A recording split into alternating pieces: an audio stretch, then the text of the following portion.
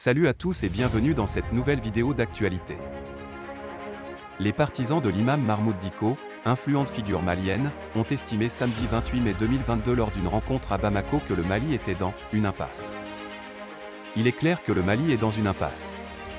Ça fait plus de 22 mois que les autorités de transition sont là et vraiment il n'y a pas eu de changement notoire que nous avons constaté.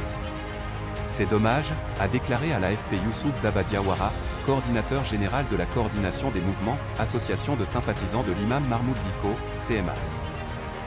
Jeudi 26 mai 2022, lors d'un forum qui se tenait dans la capitale malienne, l'imam Dicko s'en est pris à l'arrogance des militaires qui dirigent le pays, en même temps qu'à l'orgueil de la communauté internationale, au moment où les uns et l'autre sont en plein bras de fer.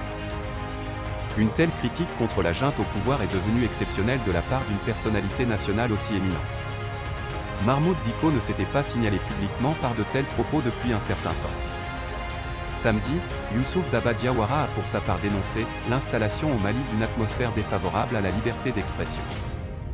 Il a annoncé le dépôt d'une plainte contre des activistes et des vidéomans à la solde du pouvoir malien, qui ont vilipendé et diffamé, sur les réseaux sociaux l'imam Dicko après ses déclarations de jeudi.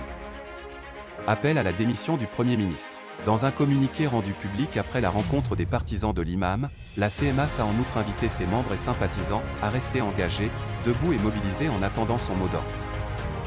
Par ailleurs, lors d'une conférence de presse samedi, une frange du mouvement du 5 juin, M5, qui a participé en août 2020 à la chute de l'ex-président malien Ibrahim Boubacar Keïta, a réclamé la démission du Premier ministre Choguel Maïga.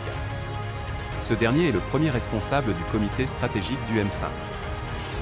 Le Mali, plongé dans des crises sécuritaires et politiques profondes depuis le déclenchement d'insurrections indépendantistes et djihadistes en 2012 dans le nord, a subi 2 coups d'État menés par le même groupe de colonels en août 2020 et mai 2021.